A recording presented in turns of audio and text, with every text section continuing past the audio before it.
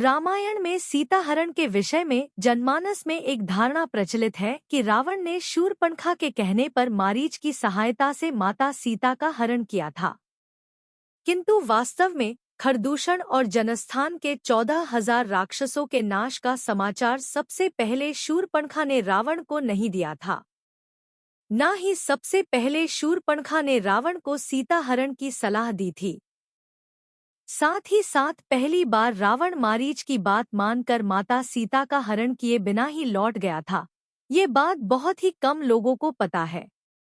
इससे पहले कि हम वीडियो में आगे बढ़े, यदि अभी तक आपने हमारे चैनल धर्म संज्ञान को सब्सक्राइब नहीं किया है तो कृपया सब्सक्राइब कर लें ताकि आने वाली वीडियो का नोटिफिकेशन सबसे पहले आपको मिलता रहे। इस बात का वर्णन वाल्मीकि रामायण के अरण्यकांड के 31वें सर्ग में दिया गया है। इसके अनुसार जब श्रीराम ने खरदूषण का वध किया तब शूर्पणखा नहीं बल्कि अकम्पन नाम एक राक्षस सबसे पहले लंका पहुंचा। उसी ने रावण को ये सूचना दी कि जनस्थान में खर अपनी सेना के साथ मारा गया है और वो किसी प्रकार अपने प्राण बचाकर वहां से आ पाया है। ये सुनकर रावण क्रोध से पागल हो गया। उसने अकम्पन्न से पूछा कि ऐसा करने का दुस्साहस किसने किया, किसकी मृत्यु निकट आ पहुंची है। उसे अब तीनों लोकों में कहीं आश्रय नहीं मिलने वाला है। रावण को इतने क्रोध में देखकर अकम्पन के प्राण सूख गए। उसने सोचा कि अवश्य ही श्रीराम के हाथों जनस्थान के विनाश की बात सुनकर रावण उसे जीता नहीं छोड़ेगा। इसीलिए उसने सबसे पहले रावण से अभयदान मांगा। जब रावण ने उसे अभयदान दिया तब अपने प्राणों की रक्षा का विश्वास होने पर अकम्पन ने सारी घटना उसे बताई।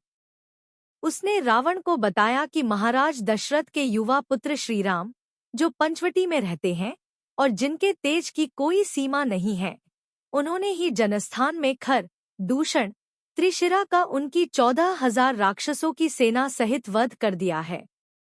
ये सुनकर रावण को बड़ा आश्चर्य हुआ।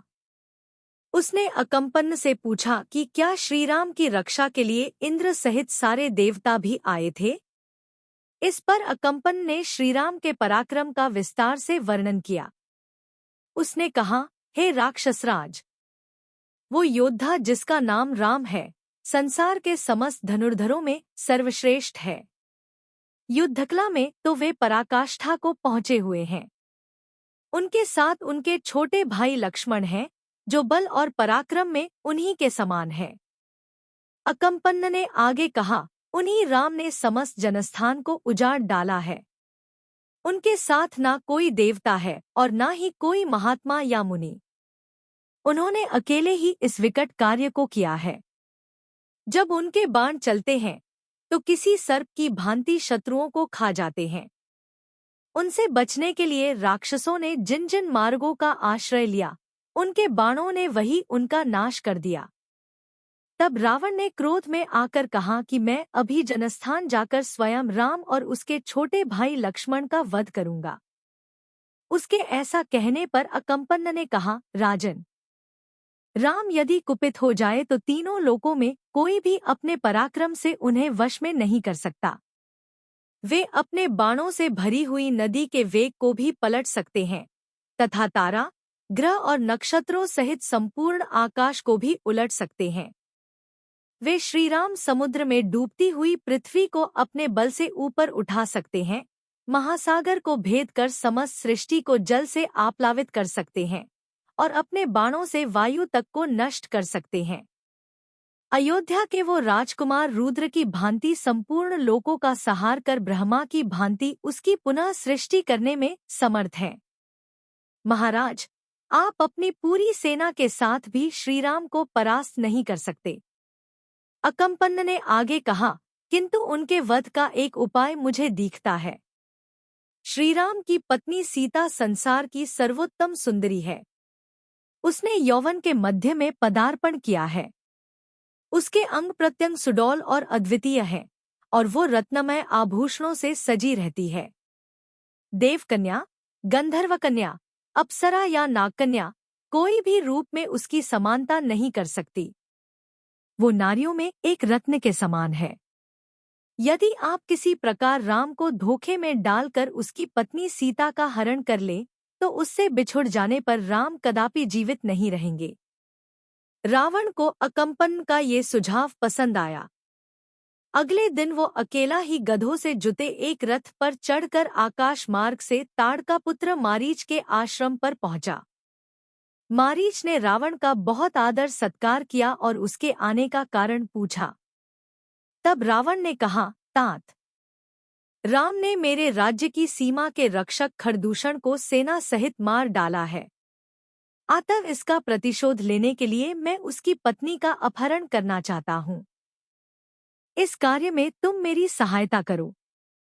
जब मारीच ने ये सुना तो भय से कांपते हुए उसने रावण से कहा, राजन, मित्र के रूप में तुम्हारा वो कौन शत्रु है जिसने तुम्हें सीता को हर लेने की सलाह दी है? वो कौन है जो तुम्हारा अहित करना चाहता है?